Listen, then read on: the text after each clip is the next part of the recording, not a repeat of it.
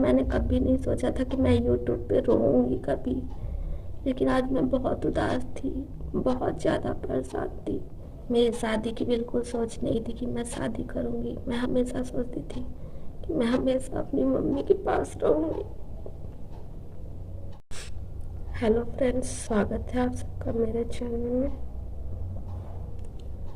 आज मैं व्लॉग नहीं बना रही हूँ, बस आप लोगों से कुछ शेयर करना चाहती हूँ, इसलिए ये वीडियो मैं बना रही हूँ। आज मैं बहुत उदास हूँ। आज मैं इस समय पंजाब में हूँ, अपने मम्मी पापा से बहुत दूर हूँ।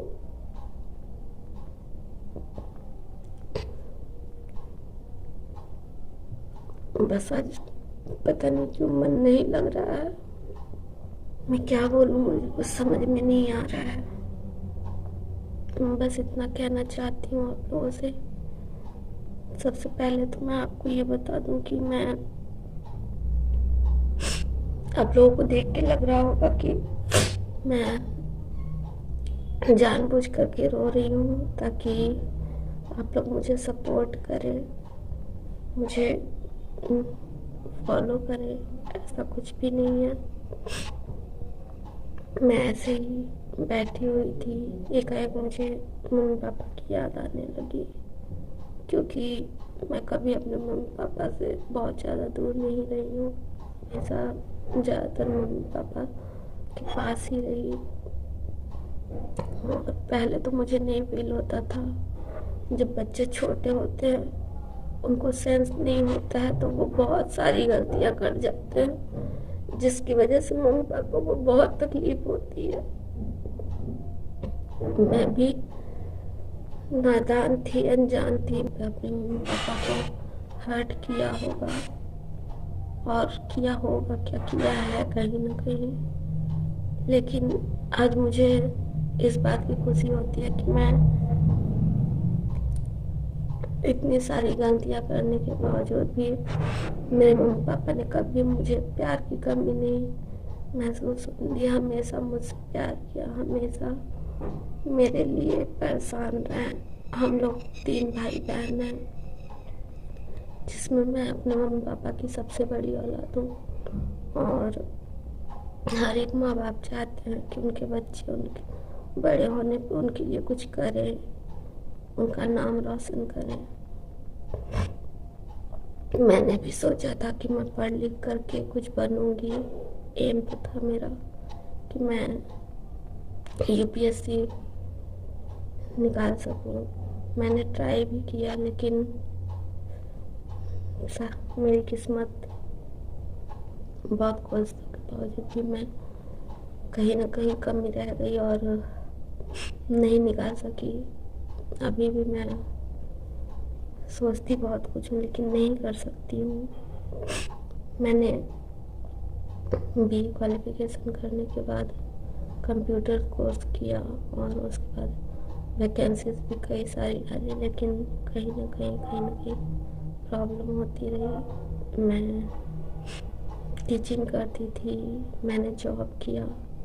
जब मैं करती थी और अपने जॉब के जरिए घर में अपने पापा मम्मी के लिए कुछ कर सकती थी, थोड़ी सी हेल्प से ही, लेकिन मैं अपनी तरफ से कुछ भी करती थी तो मुझे बहुत अच्छा लगता था। और उसके बाद फिर मेरी शादी की बिल्कुल सोच नहीं थी कि मैं शादी करूँगी। मैं हमेशा सोचती थी कि मैं हमेशा अपनी मम्मी के पास रहूँगी, क्योंकि मैं 7th क्लास में पढ़ती थी जब, तभी मेरी मम्मी का ऑपरेशन हो गया था, कैंसर का। हम लोग उसमें बहुत छोटे थे। मैं 7th क्लास मैंने पास कर लिया था, और मेरे भाई बहन बहुत छोटे थे उस समय।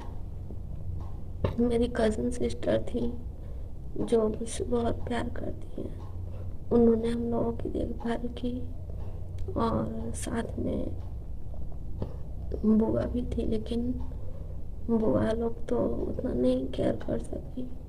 मेरे बड़े पापा की लड़की थी, वो बहुत हम लोगों की केयर की मम्मी पापा के न रहने पे। हमेशा साथ साथ रहते थे हम लोग। अभी और उसके बाद फिर मम्मी की सेहत कभी अच्छी नहीं हुई पहले जैसी। मेरी मम्मी का माउथ कैंसर का ऑपरेशन हुआ था, जिसकी वजह से मम्मी हमेशा डिस्टर्ब ही रहती थी। और फिर हम बच्चे भी हमेशा कुछ न कुछ गलतियां करते रहते हैं, समझते नहीं हैं कि माँ बाप को किस बात से तकलीफ हो सकती है, किस बात से उनको हर्ट हो सकता है, और उनको हमेशा कहीं न कहीं से तकलीफ देते रहते हैं। मेरे पापा वो भी बहुत अच्छे इंसान हैं, ज़िंदगी भर उन्होंने सबकी बहुत हेल्प की। लेकिन कहते हैं ना कि जो लोग सबका अच्छा करते हैं, जो लोग सबका भला करते हैं, अपना छोड़ के सबके लिए सबसे पहले दौड़ते हैं, उन्हीं को लोग धोखा दे देते हैं। वही हुआ मेरे पापा के साथ। मेरे पापा के किसी खास फ्रेंड ने, जो कि बहुत ही क्लोज थे, पापा उनको हमेशा अपने साथ साथ लिए रहते थे, हमेशा खड़े रहते थे मेरे पापा सबके लिए। लेकिन एक ऐसे इंसान ने, जो कि पापा के दोस्त बने फिरते थे, उन्होंने मेरे पापा को धोखे से, किसी से लड़ाई हुई, किसी और की लड़ाई थी किसी और से, और जो मेरे पापा के फ्रेंड बनते फिरते थे, वो पापा को सुबह के टाइम, मेरे पापा उस समय नींद में थे, वो आए, सुबह के 6 बज रहे थे, हम सब लोग सोए हुए थे, और पापा हॉल की तरफ सोए हुए थे, बरामदे में एकदम अकेले, कोई नहीं था वहाँ पे, सब लोग सो रहे थे। वो सुबह सुबह ही आए और मेरे पापा को आते ही बोले कि लड़ाई हो गई है गाँव में। तो मेरे पापा किसी को भी ना बोले, निकल गए बाहर, और दुश्मनी की वजह से कुछ लोग, शायद पहले से उनकी प्लानिंग थी, उन लोगों ने मेरे पापा को आगे बढ़ा करके, जो इंसान लिवा के गए, वो मेरे पापा को वहाँ पे पहुँचा करके खुद अपने घर में चले गए, जिसकी वजह से उन लोगों ने आपस के झगड़े में मेरे पापा को ही मार दिया। मेरे पापा ने तो कुछ भी नहीं किया था, मेरे पापा वहाँ पे गए थे बीच बचाव करने के लिए, और मेरे पापा को लोगों ने इतनी बेरहमी से मारा। रम्मा होता है लोहे की रॉड की तरह मोटा सा, आप लोग जानते होंगे, उससे किसी ने मार दिया। औरतें भी थी, उनको शर्म नहीं आई, उन्होंने ये तक नहीं देखा मेरे घर में कोई नहीं, हम लोग गार्जियन पापा ही थे, और पापा को उन लोगों ने इतनी बेरहमी से ईंट से मार दिया, उनका इस साइड का पूरा ये चीज फट गया। और बुआ आई हुई थी उस समय, वो गई थी दुकान कुछ सामान लेने के लिए। पटदारी की एक दीदी थी, बड़े पापा की लड़की लगती थी वो, उन्होंने भी, वो लोग दौड़े पकड़े, हम लोग तो सोए हुए थे, नहीं पता मुझे कुछ भी। फिर उसके बाद पापा का सर फट गया था, पापा अपने सर पे गमछा होता है उससे बांध करके, पता नहीं किस कंडीशन में कैसे मेरे पापा आए, मुझे कुछ पता नहीं, क्योंकि मैं तो नींद से जगी थी। मैंने आवाज़ सुनी बहुत ज़ोर से अपने सिस्टर की, तो मेरी आँख खुल गई। जब मैं बाहर निकली, एकदम नींद में थी, मैंने पापा को खून से लथपथ देखा एकदम, और देखने के बाद मुझे कुछ समझ में नहीं आया कि हो क्या रहा है। मुझे लगा मैं सपना देख रही हूँ।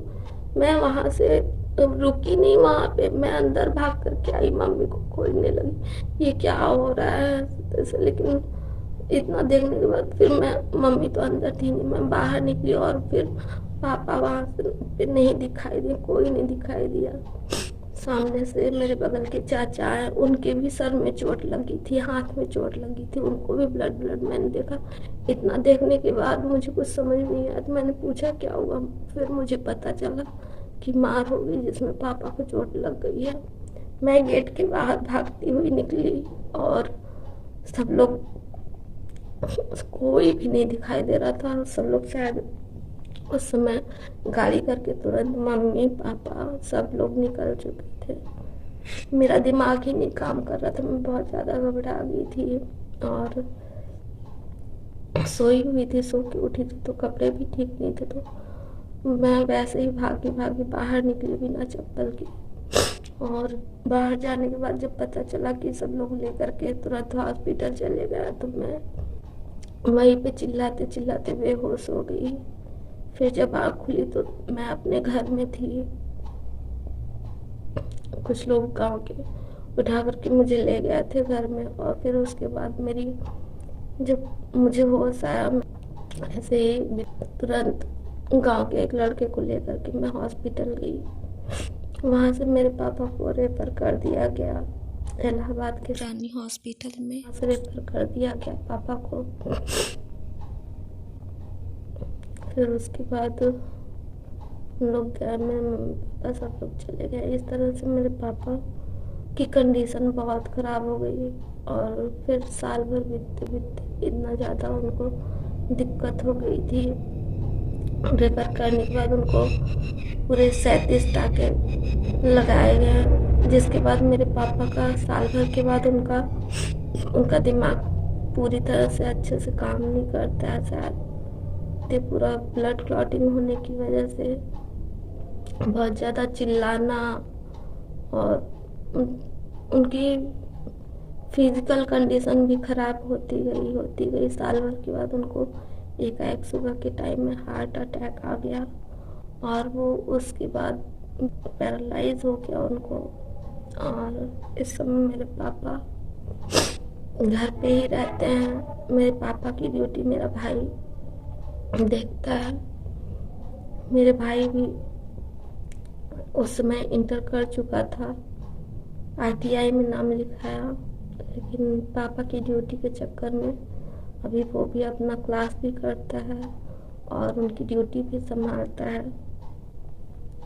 और मम्मी की भी वही कंडीशन। पापा भी, मेरे घर में गार्जियन पापा थे जिनकी बदौलत हम लोग चल रहे थे सब कुछ। मतलब जब तक माँ बाप सही होते हैं तो सब कुछ अच्छा रहता है। और मेरे पापा गिरने के बाद गाँव वाले एकदम से हम लोगों को, जैसे आप लोग समझ सकते हैं मैं क्या कहना चाहती हूँ। मैं ज़्यादा कुछ बोलना नहीं चाहती हूँ, किसी को अच्छा नहीं लगेगा, लेकिन सब लोग जानते हैं कि मैं क्या बोलना चाहती हूँ। कि लोगों ने मेरे पापा के साथ, मेरी मम्मी के साथ गलत किया, मेरे परिवार के साथ। हम लोगों ने कभी किसी का बुरा नहीं चाहा, कभी किसी को हर्ट नहीं किया। फिर क्यों मेरे घर वालों के पीछे मेरे मम्मी पापा को इतना ज़्यादा उन लोगों ने प्रॉब्लम क्रिएट किया। भगवान जानता है कि मेरे पापा ने सबकी कितनी हेल्प की है। वो लोग भी कहीं ना कहीं इतना सब कुछ करने के बाद वो लोग सुकून से नहीं है, कहीं ना कहीं किसी न किसी रोग में वो लोग भोग रहे होंगे। मेरे मम्मी पापा इतने अच्छे हैं कि आज भी दोबारा जब वो लोग बात करने लगे तो मेरे मम्मी पापा बात करने लगे। सब लोग बात करते हैं, लेकिन मैं जब भी उन लोगों को देखती हूँ तो मेरे दिल में एक टीस सी उठती है। मुझे अगर मेरे बस में होता तो शायद मैं उनको नहीं छोड़ती, लेकिन मैं कुछ नहीं कर सकी। मैं बस इतना ही चाहूँगी कि भगवान उन्हें उस चीज़ की सज़ा ज़रूर दे इस जन्म में, जिन्होंने मेरे मम्मी पापा को इतना ज़्यादा प्रॉब्लम क्रिएट किया, जिनकी वजह से आज मेरे घर में इतनी प्रॉब्लम्स है। मेरे पापा आज ठीक रहे होते तो आज इतनी प्रॉब्लम नहीं होती। मेरे पापा के ना ठीक रहने की वजह से बहुत प्रॉब्लम होती है। सब कुछ डिटेल में नहीं बता सकती हूँ, लेकिन आप लोग समझ सकते हैं। तो प्लीज़ दोस्तों, मैं आपसे बस रिक्वेस्ट करना चाहूँगी इस बात के लिए कि मैं पढ़ लिख कर के तो फ़िलहाल कुछ नहीं बन सकी। अभी मैं कोशिश बंद नहीं की हूँ, हार नहीं मान रही हूँ। मुझे ये नहीं है कि मैं अब कोई वैकेंसी नहीं डालूंगी, मैं तैयारी नहीं करूंगी या मैं कुछ भी नहीं करूंगी, सिर्फ यूट्यूब ज्वाइन कर ली तो इसी के बेस पे बैठी रहूंगी।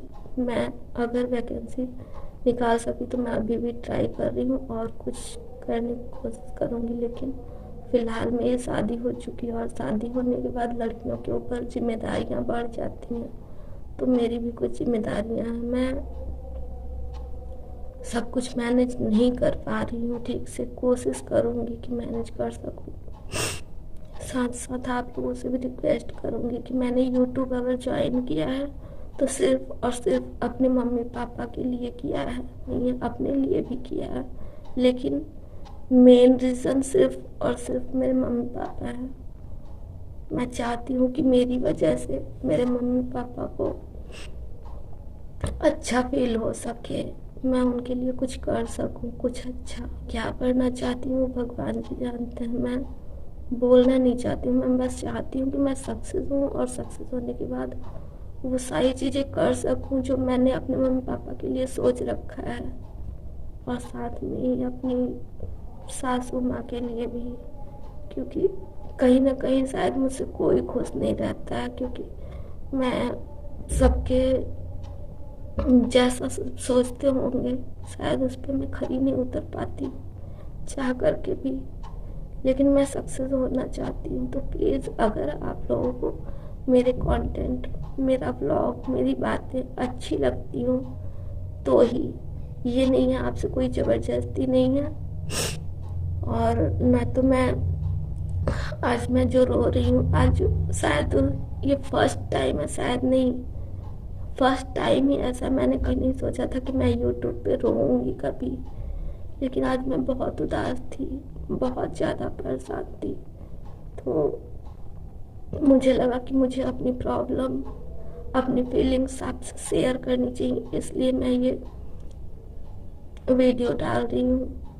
प्लीज़ आप लोग मुझे माफ़ कर दीजिएगा कि मैं रो रही हूँ, मैं रो नहीं रही हूँ, मैं रो करके आप लोगों को अपनी तरफ अटेंशन नहीं लेना चाह रही हूँ, आप लोगों को अपनी तरफ अट्रैक्ट नहीं कर रही हूँ, बस मैं अपनी प्रॉब्लम शेयर कर रही हूँ। अगर आप लोग चाहते हैं कि मैं अपने मम्मी पापा के लिए कुछ कर सकूं तो प्लीज़ मुझे सपोर्ट कीजिए, और सपोर्ट ऐसे ही मत कीजिए। आप लोग पहले मेरी वीडियोस के देखिए, व्लॉग्स देखिए, अगर आपको अच्छी लगती हैं तो ही, अन्यथा कोई फोर्स नहीं है।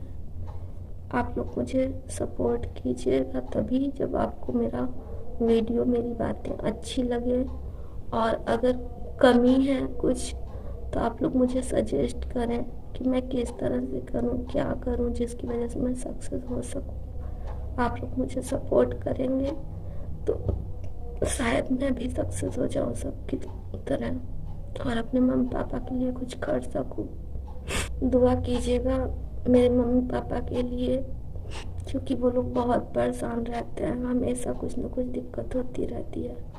गांव वाले एक भी मौका नहीं छोड़ते हैं आज भी कि इन लोगों के घर में कोई नहीं है, कम से कम अब छोड़ दें, हमेशा कुछ न कुछ प्रॉब्लम क्रिएट किए रहते हैं। दूर रहती हूँ तो मैं हमेशा उनके लिए परेशान रहती हूँ, लेकिन अभी शादी हो गई है तो मैं कुछ चाह कर के भी उनके पास नहीं रह सकती हूँ।